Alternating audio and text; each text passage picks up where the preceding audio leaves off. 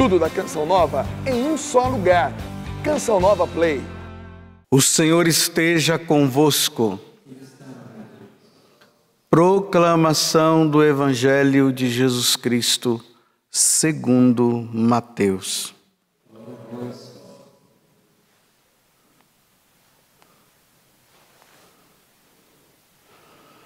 Naquele tempo, Jesus chamou os 12 discípulos e deu-lhes o poder para expulsarem os espíritos maus e para curarem todo tipo de doença e enfermidade. Estes são os nomes dos 12 apóstolos. Primeiro, Simão, chamado Pedro, e André, seu irmão. Tiago, filho de Zebedeu, e seu irmão João. Filipe e Bartolomeu. Tomé e Mateus, o cobrador de impostos. Tiago, filho de Alfeu, e Tadeu. Simão, o zelota, e Judas Iscariotes, e foi o traidor de Jesus. Jesus enviou estes 12 com as seguintes recomendações: não deveis ir onde moram os pagãos, nem entrar nas cidades dos samaritanos. Ide, antes, às ovelhas perdidas da casa de Israel. Em vosso caminho anunciai: o reino dos céus está próximo. Palavra da salvação.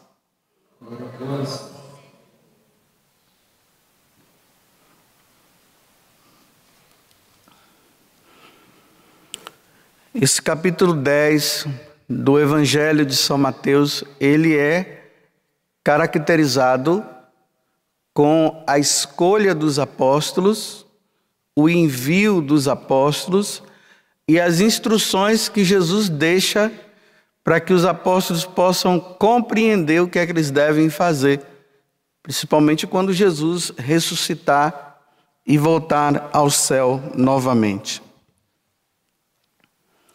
Agora percebam aqui uma coisa muito importante que tem nesse evangelho, que às vezes pode passar desapercebido. Vejam só, Jesus disse que é para eles não irem aos pagãos. Mas como isso? Se principalmente os pagãos é que precisam receber a boa nova do evangelho da salvação. Ele diz, olha, antes de tudo vocês devem ir às ovelhas perdidas da casa de Israel. Ele está dizendo, vão para os judeus, não vão para os pagãos. Parece uma contradição, né? Então vamos entender primeiro isso para depois nós compreendermos ainda mais o que Jesus está a nos ensinar no dia de hoje. Os judeus, eles sempre foram caracterizados como o povo da nova aliança. Começou lá com Abraão. Então os judeus, a partir de Abraão, Deus prometeu uma descendência. E essa descendência seria o próprio Jesus Cristo, o nosso Salvador. Então Deus colocou os judeus como espelho para o mundo, espelho para os pagãos. Então, como eles estavam aguardando a vinda do Messias, então Jesus agora diz assim, primeiro vão anunciar a boa nova para os judeus. Por isso que ele está dizendo, vão primeiro à casa de Israel. Mas quando é que os pagãos serão beneficiados também com o anúncio do Evangelho? Depois que Jesus morre na cruz e ressuscita, aí sim, no capítulo 28, depois vocês podem conferir do Evangelho de São Mateus, você vai ver Jesus dizendo assim, ide por todo o mundo. Então primeiro era preciso que os judeus ouvissem, depois Jesus morresse e concretizar-se a salvação com a sua morte na cruz para todos, e aí sim, agora vão para todos os povos. E aí os apóstolos começam a ir aos diversos lugares anunciando a boa nova. Mas que boa nova é essa? O que é que os apóstolos deveriam anunciar? Que deveria trazer salvação para todos os povos? É o que Jesus está dizendo aqui. Olha, aonde vocês chegarem, anunciai. O reino dos céus está próximo. Mas por que Jesus está pedindo que eles anunciem que o reino dos céus está próximo? Vamos voltar lá para o livro do Gênesis. Lá no capítulo 1, Deus cria todas as coisas. E depois que Ele cria todas as coisas, Ele cria o homem. E coloca o homem num lugar que se chama paraíso. E nesse paraíso, o homem deveria desfrutar de todas as coisas que Deus tinha dado. É o lugar da felicidade plena para o homem. O homem jamais iria morrer. O homem seria feliz.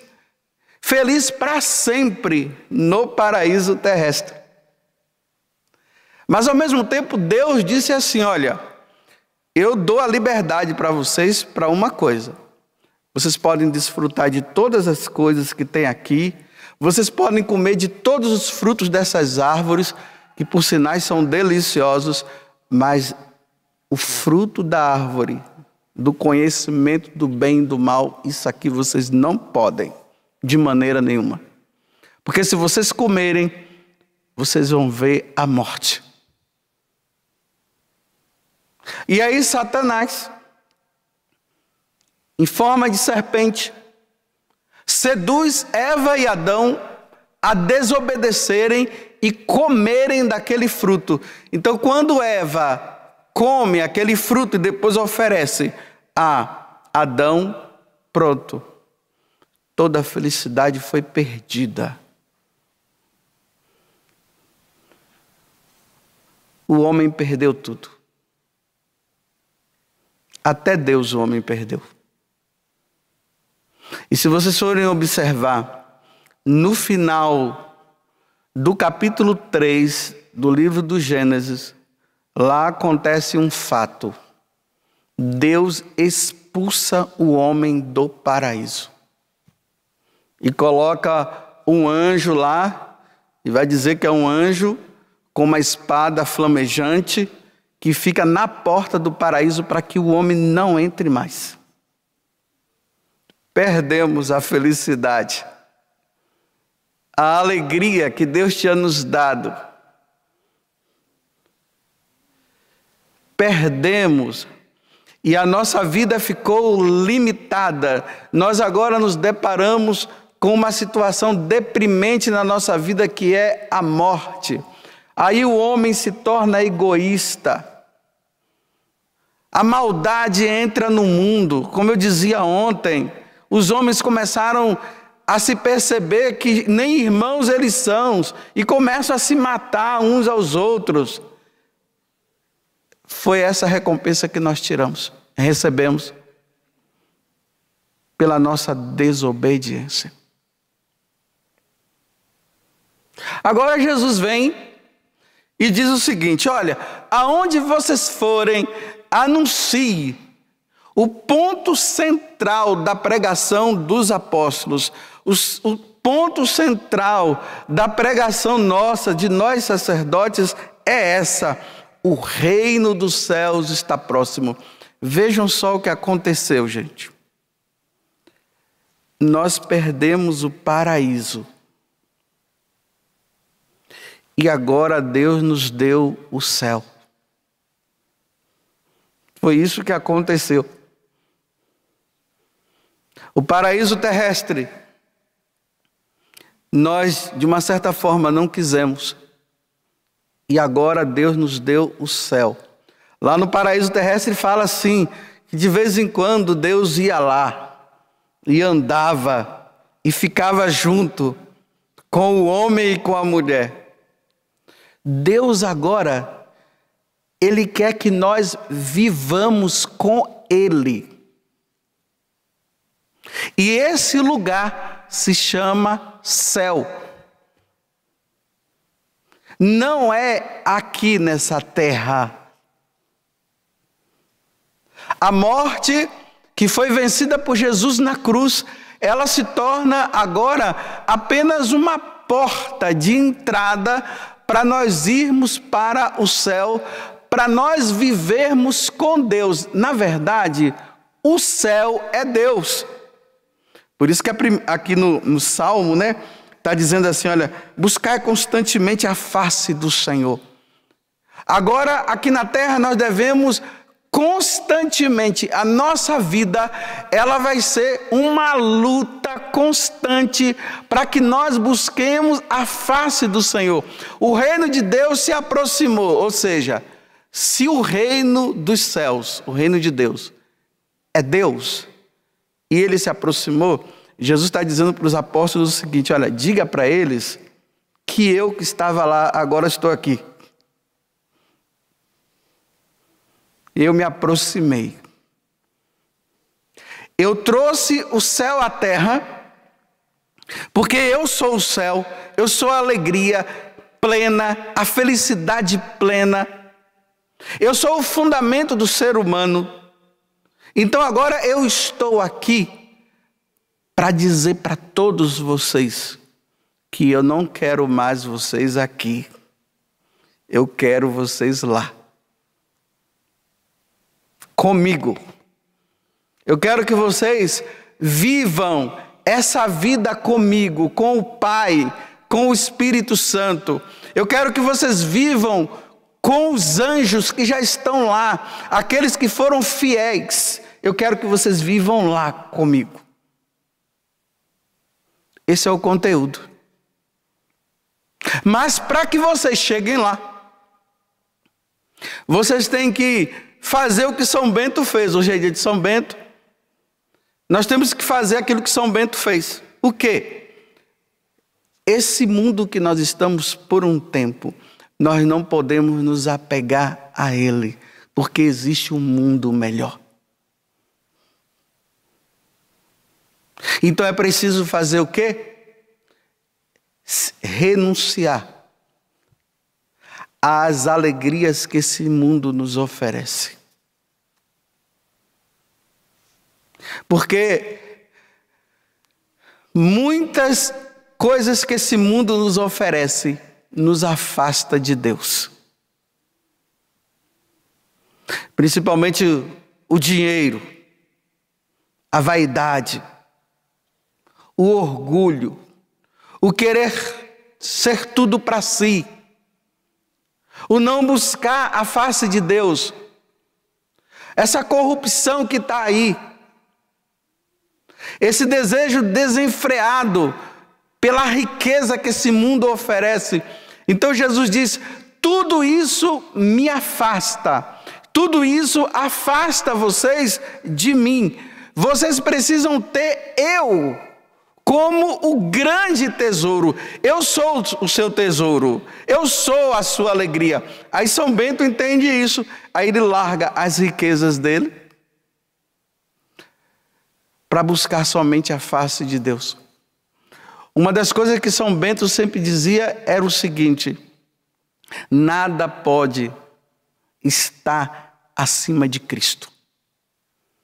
Tudo por Cristo, com Cristo e em Cristo. É por isso que todos os dias na missa, quando a hóstia é erguida, quando Jesus é erguido e ali ele é oferecido ao Pai como vítima, o sacerdote fala por Cristo. Ou seja, a minha vida agora é por Cristo. Tudo que eu faço é por Ele. Tudo que eu faço é com Ele. E tudo que eu faço é nele. Tudo por Cristo. Por causa do reino dos céus. Porque lá no céu vai ser assim. É por Deus, por Ele e com Ele. Nós iremos nos unir, nós estaremos unidos junto com a Santíssima Trindade. Porque as coisas desse mundo, ela é passageira. Se nós não entendermos isso, nós vamos ficar presos a esse mundo. É por isso que toda a vida dos santos, qualquer santo que você estude, que você leia a vida deles, você vai ver que eles rejeitam o mundo para ficar somente com Deus. Imagina Santa Teresa d'Ávila, quando ela está prestes a morrer, aí as irmãs estão ali do lado dela, aí Santa Teresa d'Ávila diz assim: irmãs, agora eu estou indo ao encontro daquele que eu sempre lutei aqui na terra. Daqui a pouco eu estarei face a face com ele. A minha finalidade, a minha vocação sacerdotal e a vocação sacerdotal do seu pároco deve ter como meta isso. Nós devemos estar sempre alertando vocês: cuidado com esse mundo. Lutem pela eternidade. Não se apeguem a esse mundo. O céu é melhor. Porque, meus irmãos, nós não temos alternativa nenhuma. Nós não temos alternativa. A qualquer dia e a qualquer momento, Deus nos chamará. Eu vou repetir. A qualquer dia e a qualquer momento, Deus te chamará e me chamará. Se eu levei a minha vida aqui na terra, buscando a face do Senhor, fazendo tudo para que eu seja um com Ele e dele, e desprezando esse mundo que me oferece coisas que é o demônio que oferece e que me afasta dele. Se eu buscar de todo o coração, com todo o meu ser, por isso que ele diz: amarás o Senhor teu Deus de todo o teu coração, com toda a tua alma, com todo o teu ser. Por isso que o primeiro mandamento é: amarás o Senhor teu Deus de todo o teu coração. Se você fizer isso, na hora que Jesus te chamar, você vai participar da alegria do reino dos céus. Mas se você fizer o contrário, você não vai poder participar da alegria do reino dos céus, não. Se nós vivermos nesse mundo sem Deus e sem procurarmos a face dele, e sem procurarmos fazer aquilo que ele nos manda, nós seremos condenados a uma vida triste por toda a eternidade. Esse mundo é o lugar da decisão.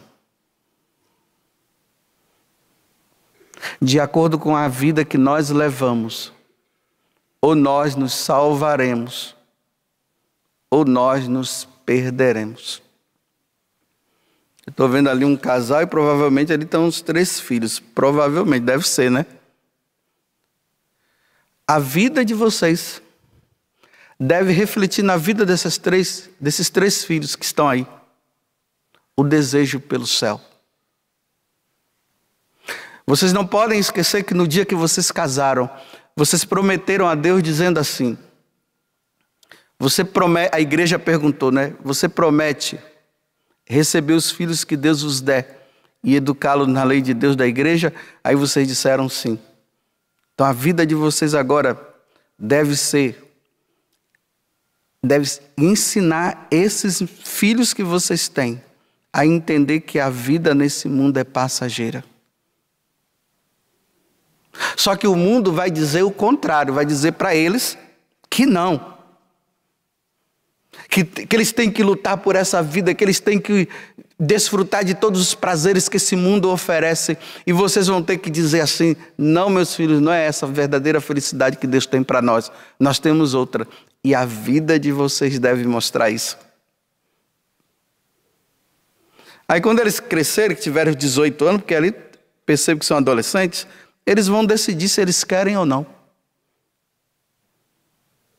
Mas vocês vão dizer: a minha parte nós fizemos.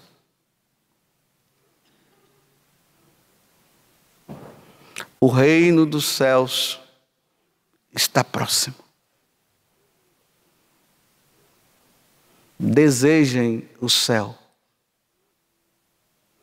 Peçam a Deus que cada dia mais Ele ilumine o coração de vocês para que vocês possam desejar o céu.